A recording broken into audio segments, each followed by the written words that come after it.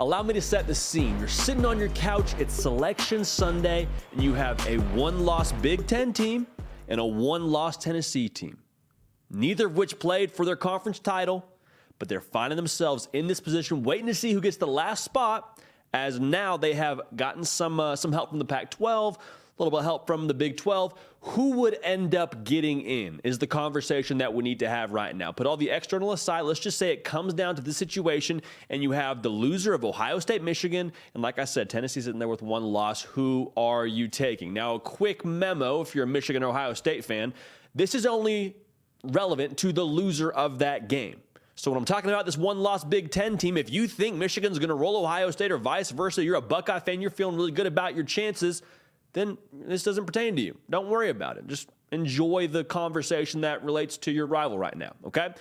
What I understand the committee to look at, obviously the resume. But what does the resume really mean, right? Like, what does that actually amount to? I think it's best wins.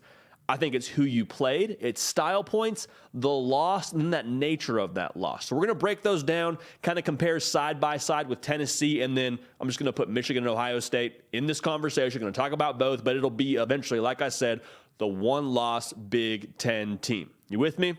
Roll, party, roll. Start with the best win.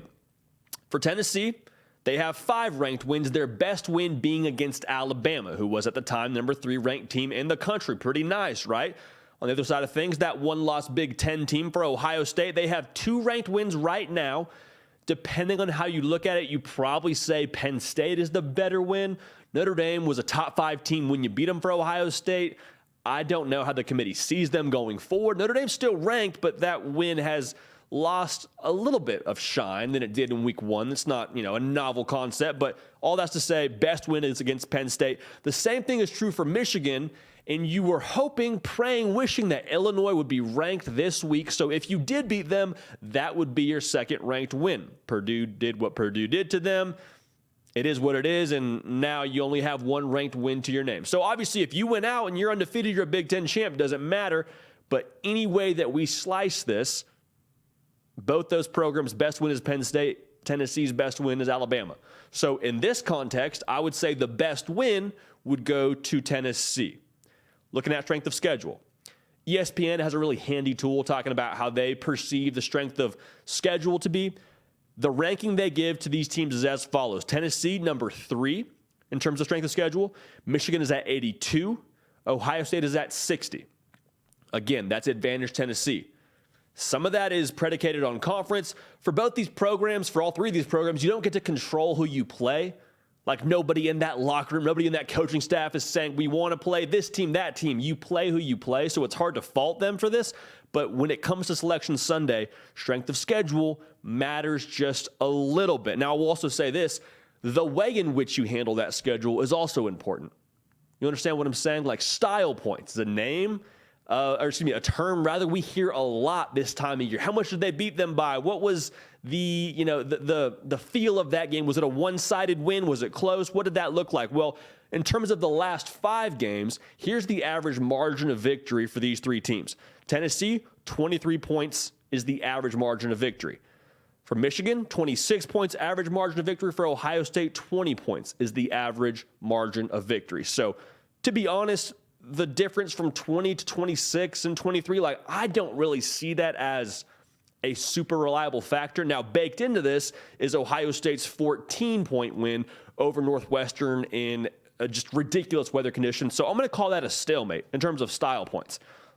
Obviously they have 2 more games left in the season, so we'll talk about that as it progresses. But the point being, I don't think style points to this point in the year is something you can really give a lean to with any 3 of these programs. All have been impressive. All have been, for the most part, taking care of business against teams they should take care of business against.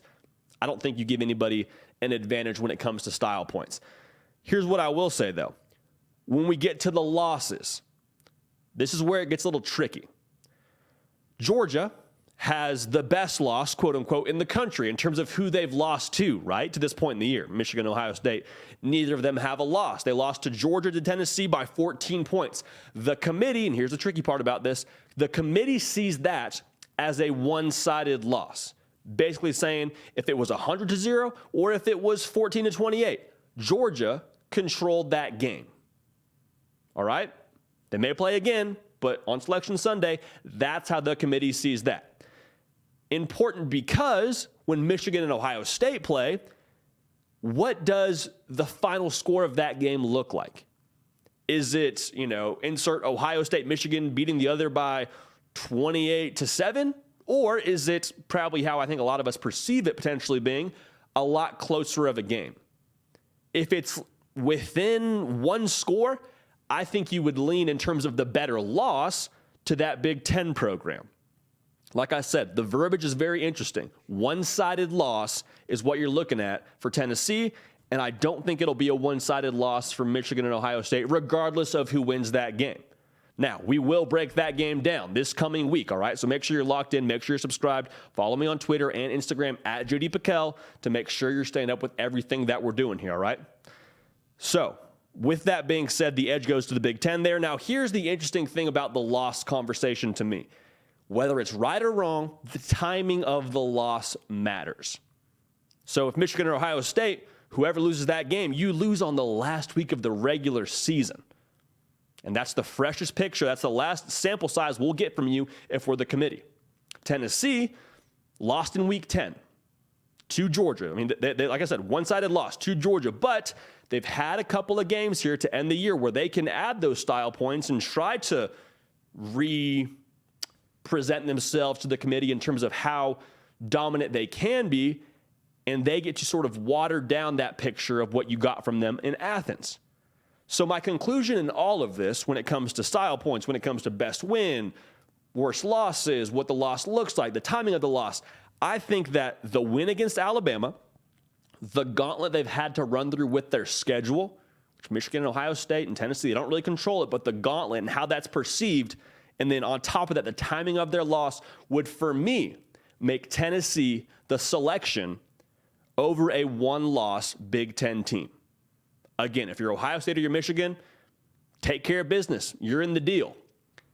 So if you're an Ohio State fan, you're saying, Michigan, you lost to us. That's great. You're out of the operation. You're out of the dance. Same thing for Michigan. Ohio State, when we beat you, y'all don't get to go to the college football playoff. So that game will decide it. But I just want to make sure we stress this. That game in Columbus, Ohio, between those two programs, will emphatically be a college football playoff game. It happens in the regular season, but that will be a playoff game with playoff caliber stakes. All right, but for us, we take Tennessee over a one-loss Big Ten program. Because neither play for a conference championship, I would take Tennessee in that regard. This has been The Hard Count. We appreciate you tuning in. Nick Brake does the real heavy lifting. You can subscribe to the channel to stay with every single thing we're doing here. It's the People's Show, all right? So when you subscribe, it gets us better data to do more of what you want to see. Again, like I mentioned, follow me on socials, Instagram and Twitter at JD Piquel. We're going to keep the party rolling, and we will see y'all next time. Hey y'all, thanks so much for watching. Subscribe to the channel here to make sure you don't miss an episode of The Hard Count. Also be sure to check out other videos on the On3 YouTube channel.